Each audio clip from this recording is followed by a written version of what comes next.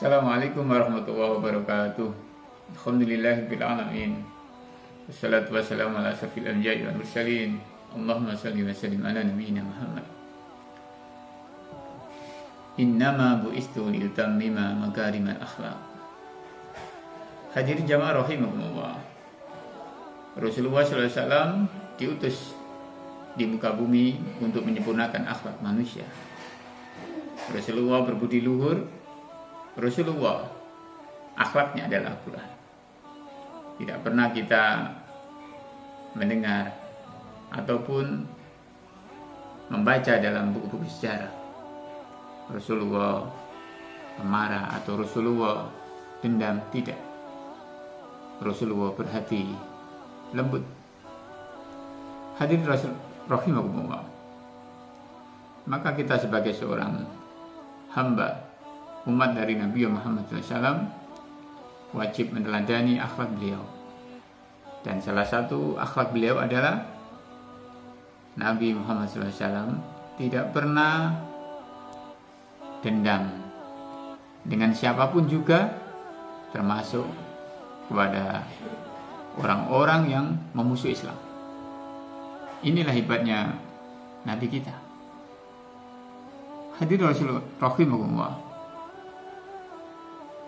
Inilah bukti bahwa Islam mengajarkan tentang kesantunan, Islam mengajarkan tentang kasih sayang. Maka wajar sekali jika para tokoh-tokoh di luar Islam mengagumi akhlak Rasulullah. Bahkan dalam salah satu buku Michael Hedge menempatkan Rasulullah di nomor 1 di antara 100 tokoh yang dia tulis. Bayangkan, tokoh non-muslim mengakui kehebatan Rasulullah, mengakui keluhuran budi Rasulullah. Ma'asyiral muslimin, ketika Rasulullah dihina, diejek, bahkan dilempari kotoran, tidak pernah Rasulullah membalasnya. Bahkan Rasulullah membalas dengan senyum. Satu ketika Rasulullah dilimpari oleh seseorang, diludahi juga. Apa yang terjadi? Rasulullah pertama kali yang menjenguk orang itu. Bahkan Rasulullah SAW dikucilkan, dibenci oleh keluarganya sendiri, semisal Abu Lahab bersama istrinya, menyuruh beberapa orang untuk mencelakakan Rasulullah, dan Rasulullah tahu itu, tapi Rasulullah tidak pernah memendam amarah. Rasulullah tidak pernah punya niat untuk membalasnya. Rasulullah justru membalas dengan kebaikan. Rasulullah membalas dengan budi pekerti yang luhur. Ma'asyiral muslimin rahimakumullah. Maka sebagai umat Nabi, kita wajib meneladaninya. Kita harus memiliki sifat pemaaf. Ketika ada orang lain yang berbuat salah dengan kita atau berbuat merugikan terhadap diri kita, maka kita harus berlapang dada untuk memaafkan. Jangan sampai ketika kita menjelang tidur masih mengingat-ingat teman-teman kita yang mencelakakan kita, teman-teman kita yang merugikan kita, kita akan rugi sendiri. Ikhlaskan semua yang terjadi, ikhlaskan apa yang mereka lakukan terhadap diri kita. Insya Allah dengan keikhlasan kita, Allah akan memberikan curahan rahmat kepada kita. Tidak ada manfaatnya kita menyimpan dendam dengan seseorang. Tidak ada manfaatnya kita berbuat emosi dengan orang lain, kecuali merugikan diri kita sendiri. Dan orang yang memiliki sifat sabar atau tidak punya sifat emosi dendam, itulah orang-orang yang memiliki jiwa stabil dalam dirinya. Tidak mungkin orang yang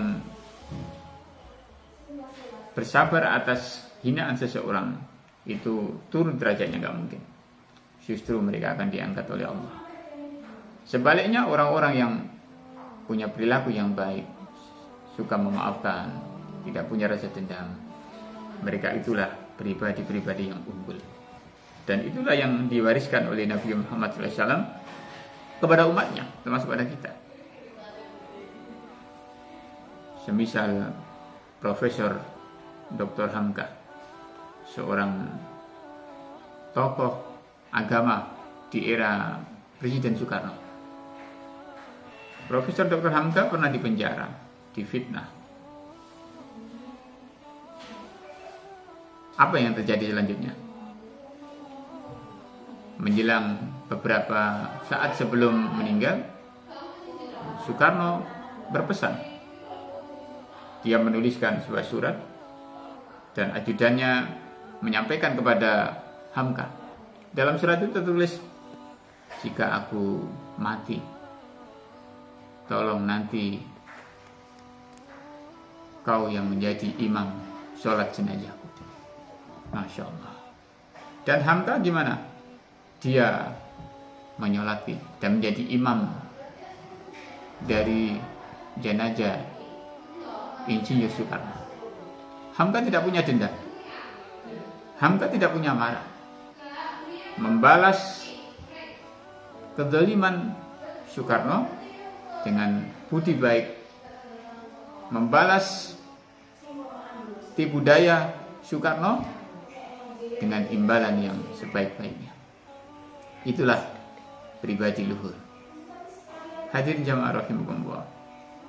Semoga kita semuanya bisa mewarisi akhlak-akhlak Rasulullah dan kita diteguhkan dalam agama yang lurus ini.